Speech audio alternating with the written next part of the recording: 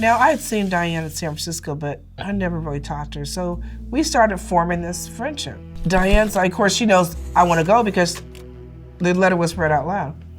And she goes, my boyfriend's digging out a way out of the jungle for an escape.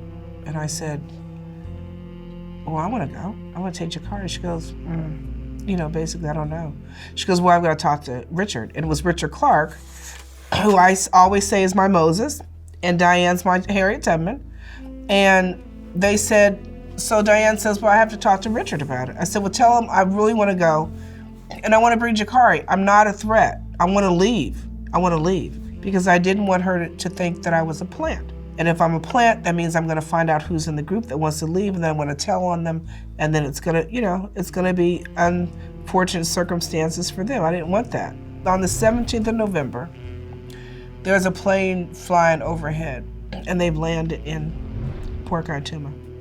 We hear the sirens immediately.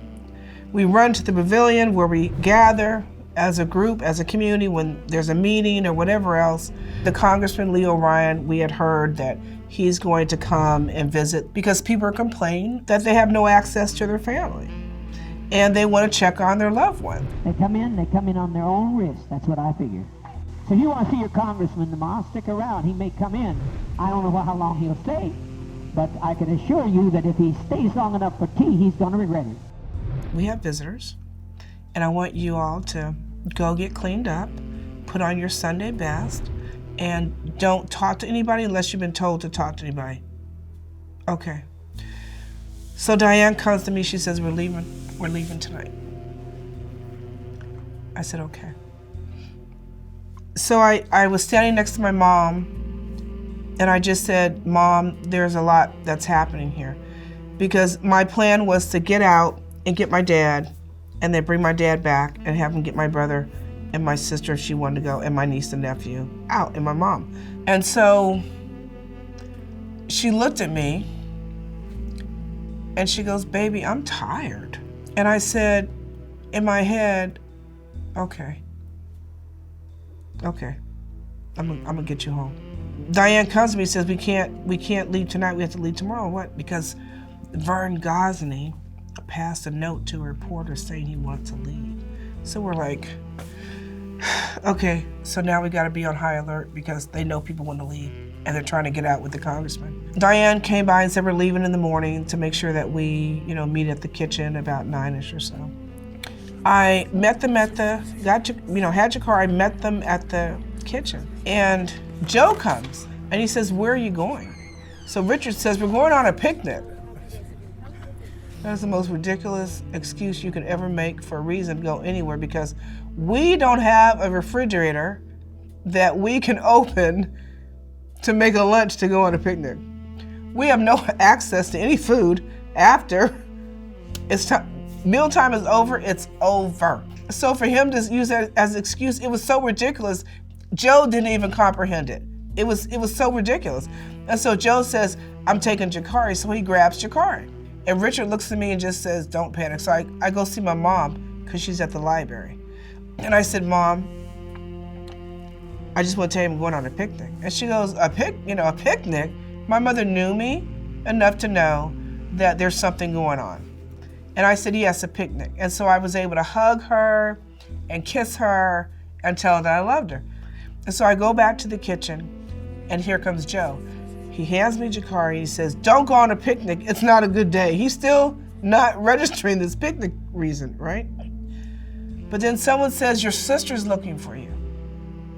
And Richard said, and I said, okay, but I couldn't go see my sister, because what they put on me allowed me to come in with who I was married to, still married. They were trusting me with their lives. Literally, they were trusting me with their lives. And so finally we started the journey down the road. It was around 10-ish in the morning. And we're walking down the middle of the road and we see Stanley Gig on the tractor. And Stanley goes, where are you guys? He stops, where are you going? Richard, we're going on a picnic.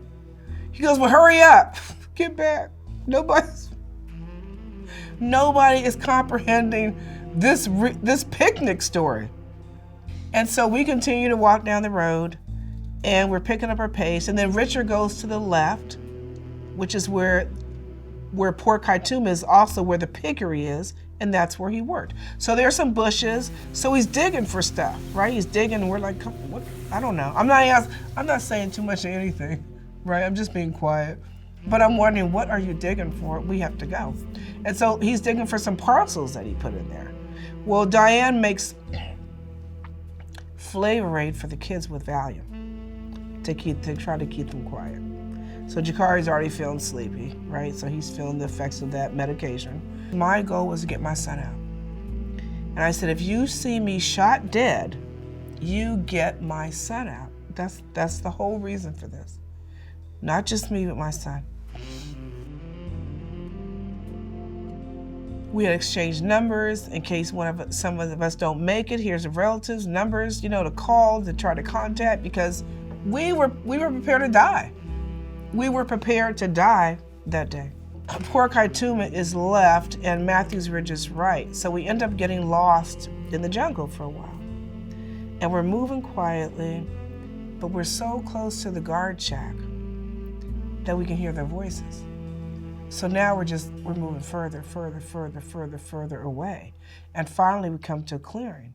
Well, then that's when I discovered Richard's plan was to go to Port Kaituma. The trail that he cut through the jungle to get to Port Kaituma was from the piggery. He was planning on meeting the congressman to go on the plane.